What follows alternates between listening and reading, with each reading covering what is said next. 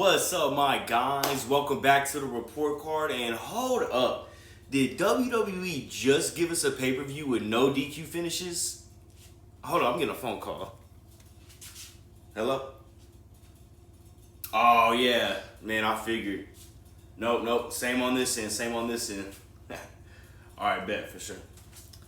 Yeah, so that was Satan letting me know that hell did in fact freeze over. I don't know what the hell's going on. Nothing seems right in the world. But hey, we'll take it for what it is because this was a great pay-per-view.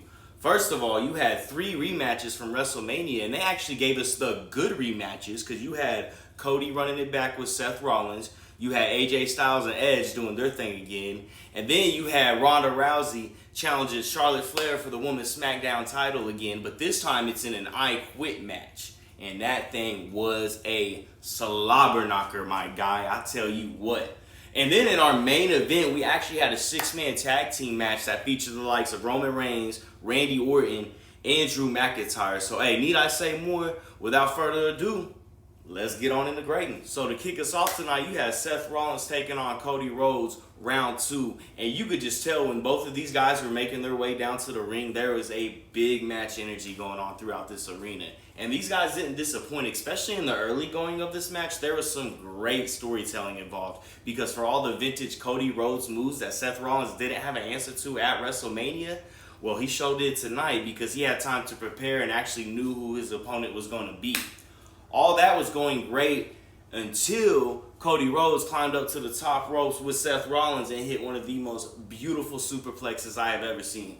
After that, I tell you what, business started picking up. Because, I mean, you had scoop power slams, you had a Cody cutter, buckle bomb, falcon arrow, frog splash. And then Seth Rollins, he tried to get a little bit too greedy because he went up to try to hit that falcon arrow again, this time from the top rope. But mid-air, Cody Rhodes countered and then hit him with his finisher, the crossroads. But as he went for the cover, Seth Rollins somehow got his foot on the ropes and broke the count. So as Seth rolled outside the ring, Cody Rhodes climbed up to the top rope. He hit a moonsault, but as he did that, Seth Rollins, he then returned the countering, and then he hit him, disrespectfully might I add, with a pedigree. And to continue the disrespect, Seth Rollins then attempted to hit the late, great Dusty Rhodes, yes, that's Cody Rhodes' own father, his finishing move, the bionic elbow, onto Cody Rhodes. Luckily, he missed, and then after that, Seth Rollins, being the dirty sumbitch that he is, tried to roll up Cody with the tights, but Cody kicked out, and then Cody decided to return the favor, and then he rolled up Seth Rollins by grabbing his tights. And then he got the 1, 2, 3, and then unfortunately for Seth, he wasn't able to kick out, and Cody Rhodes got the win. Hey, I'm not going to lie, if I'm going to sit here and grade this match, I'm giving it an A, straight up. I mean, you had storytelling, you had great movesets, you had a great finish. And it was like Seth Rollins, he prepared for all the moves from Cody Rhodes, but he didn't know to what lengths Cody Rhodes would go to win. And, I mean, the dude went through a burning table earlier this year in AEW. I don't know if I can say that on this video, but that other company. Next up, you got Bobby Lashley in action as he's taking on Omos, which is actually our 4th WrestleMania rematch. My bad, I missed that earlier. Anyways, we get the match started, and Bobby Lashley, he just goes straight after the 7-footer to start the match, because for those of y'all that don't know, there is a little bit of hostility going into this because Bobby Lashley's old manager, MVP, betrayed Bobby and aligned himself with Omos about a month ago. So as they're getting going, MVP, of course, gets involved early on in the match. That allows Omos to take the early advantage. And then they start going back and forth. And somehow Bobby Lashley managed to tie that big sumbitch up in the ropes. As he did that, he went to go plot his revenge on MVP. But, of course, Omos broke out with perfect timing. And right when Bobby got his hands on his old manager, Omos got involved. They spilled back into the ring. And then Bobby Lashley quickly got behind him and actually applied the Hurt Lock onto the Giant. But of course, Omos is just too big. He backed him into the ropes and then broke the hold. As all that commotion was going on in the ring, MVP, his little sly ass outside, grabbed his cane, clocked Bobby in the head with it behind the ref's back, which allowed Omos to pick up Bobby Lashley, deliver that 2-handed chokeslam that he hits. He got the 1, 2, 3, and he actually got the win. Hey, look, if I'm going to sit here and grade this, I'm going to give it a C. I thought the match was entertaining for what it was, but number one, Bobby Lashley don't need to be losing. And number two, that finish, it wasn't the best one I've seen, okay? It looked a little forced and a little bit rushed. Following that, you had our second installment of Edge versus AJ Styles. And this one did not take that long to get started at all, because within the first few minutes of the match, AJ Styles had already hit a springboard moonsault, followed by an attempt to hit his phenomenal forearm, because he was trying to put Edge away early. But of course, Edge, being the veteran he is, he had that scouted, and after he counted it, he just went to work on AJ Styles' left shoulder because it was injured coming into the match already. So he just took advantage of that. And AJ was trying to get back into the match. He hit his Pele kick. He even hit an avalanche Hurricane Rana, but those seemed to be taking more out of AJ because of the shoulder than they would out of Edge. And then, after that, Edge, he goes to hit a spear on the AJ Styles, but that wasn't enough. And then after that, AJ Styles hits the Styles Clash, but that wasn't enough as Edge kicked out right before 3. And then after that, you had Damian Priest came down. He didn't come ringside. And then while he was sitting there trying to cause a distraction, Finn Balor came out, and of course they started brawling. While all that commotion is going on, AJ Styles is climbing up to the top to go hit and move on him. While he's doing that, a masked assassin appears out of nowhere to shove AJ Styles off the ring. While that's going on, nobody's seen it. Edge gets behind him, takes advantage, applies his new submission, which I'm hearing is going to be called the Gallows, which is pretty tight.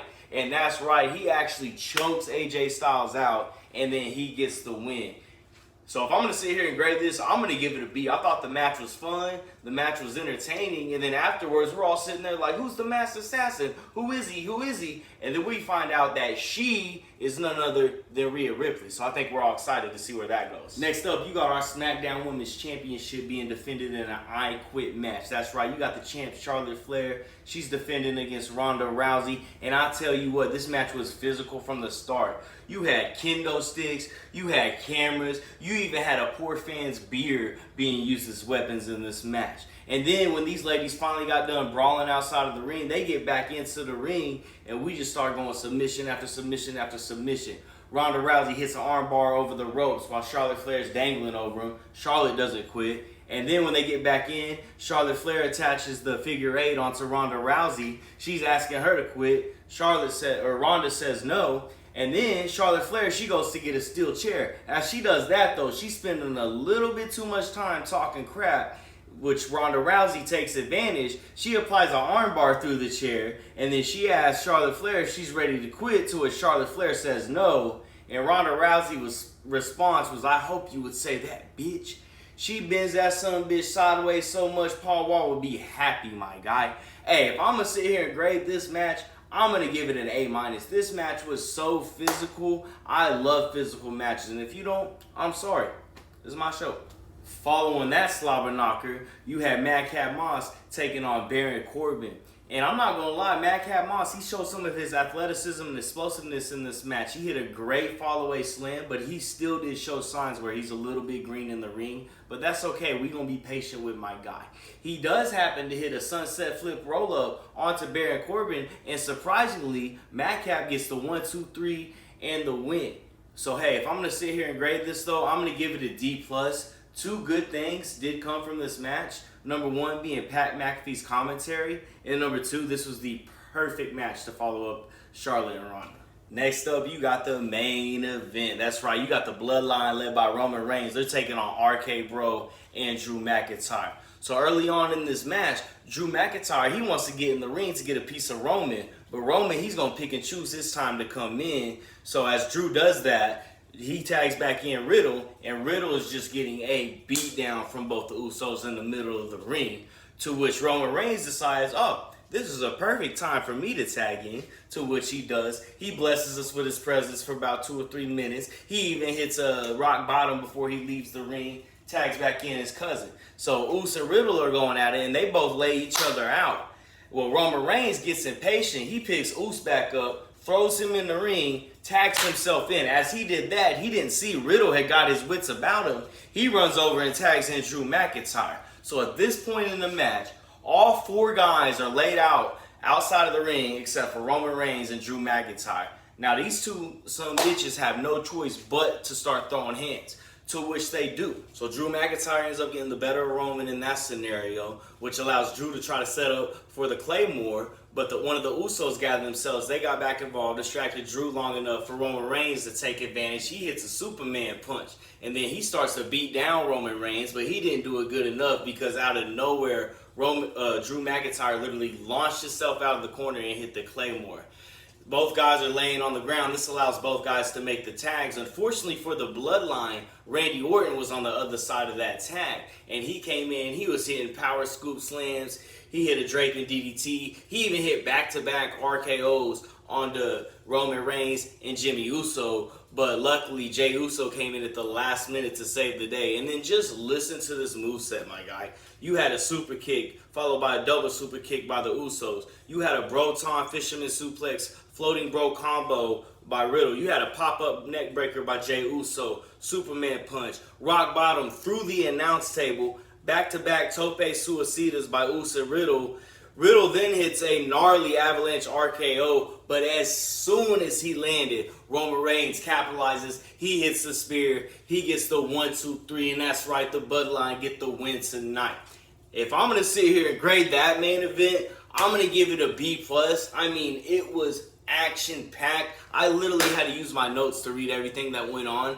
I'm just still a little bit salty we didn't get the tag team unification match that we were promised. Because WWE always do that bullshit. Well, I'm pretty sure that's going to wrap us up here. And woo! What an event we had today. But with that being said, y'all know how the drill goes. We got all the grades in. Now let's take a look at that report card. After tallying everything up, we came out with a final grade of a B. That's right, an 84%. Hey, once again, thank you everybody that does tune in. Please like, comment, subscribe. Most of all, y'all be safe and have a nice day.